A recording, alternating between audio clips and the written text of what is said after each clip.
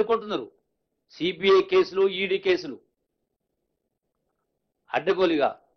అమరవీరుల సామెత ఉంది, శవాల మీద పేలాలు ఎరుకున్నట్టుగా అమరవీరుల చావులతో తెలంగాణ వస్తే రాష్ట్రాన్ని దోసుకొని దోసిపెట్టి రాష్ట్రాన్ని అప్పులకుప్పగా మార్చి మళ్ళీ మీరు తగుదునమ్మా అంటూ మేము నిజాయితీగా లెక్క ప్రకారం పద్ధతి ప్రకారం చేస్తూ ఉంటే మీరు అప్రిషియేట్ చేసేది పోయి అభినందించేది పోయి ఇలా బురదలి మీరు రాజకీయ పబ్బం కోసం ఇలా జూబ్లీ హిల్స్ ఎన్నిక వస్తుందని, రేపు స్థానిక సంస్థలు ఎన్నికలు వస్తామని రాజకీయంలో లబ్ధి పొందాలని ప్రజలకు ఒక అపోహ సృష్టించాలని ఇలా బట్టగాల్సి మీదేసే కార్యక్రమం చేస్తూ ఉంటే మీరు ఇంకా కలలు కంటా ఉన్నారేమో. మీరు తల కిందులో తపస్సు చేసినా రేపు జరిపే జూబ్లీ హిల్స్ ఎన్నికలైనా ఇంకోటైనా మీరు గెలిచే సమస్య కాదు. మళ్ళా మీకు పుట్టగతులు ఉండవు. ఇంకా మీరు ఏదో ఆశ ఆశలు పెట్టుకుంటా ఉన్నారు. మీరు ఇంకా పగటిగలు అంటా ఉన్నారు. ప్రతి దాన్ని కూడా తప్పు పట్టే కార్యక్రమం, అంటే మసిమూసి మారే కార్యక్రమం. ఉదాహరణకు నేను గతంలో ఆదిలాబాద్లో ఏం మాట్లాడినా, నేను మాట్లాడింది ఏంటి, మీరు సోషల్ మీడియాలో మీ ప్రెస్ మీట్ చెప్పింది ఏంటి, నేను స్పష్టంగా చెప్పిన. ఆ రోజు చెప్పినా, మళ్ళీ కూడా చెప్తున్నా ఈరోజు మళ్ళీ కూడా చెప్తున్నా.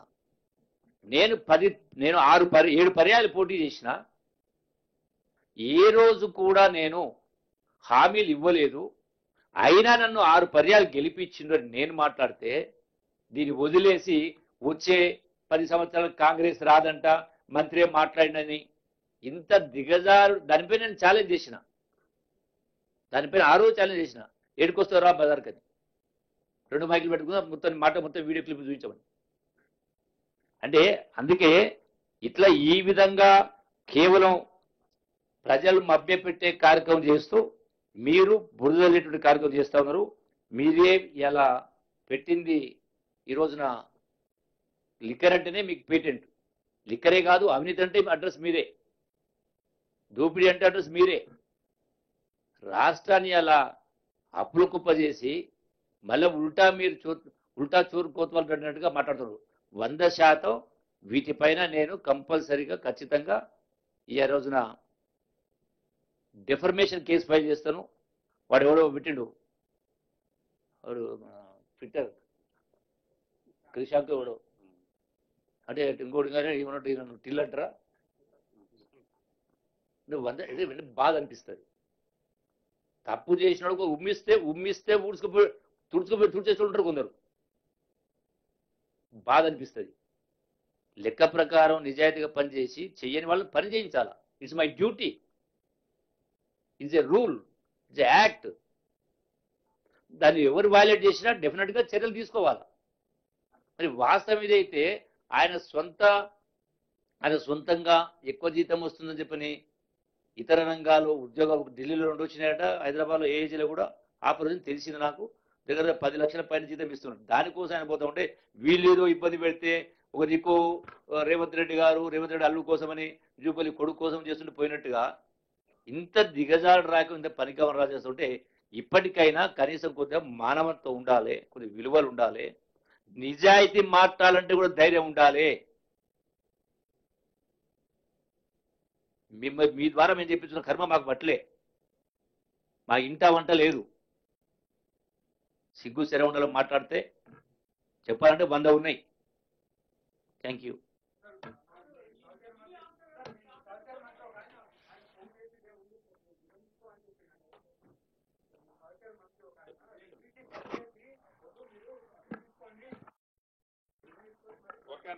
అరే నేనే చెప్పిన, ఆయన యొక్క వాలంటరీ రిటైర్మెంట్ యాక్సెప్ట్ చేయొద్దు నేనే రాసిన కదా. ఎవరో చెప్పడం ఏంటి, నేనే చెప్పిన కదా.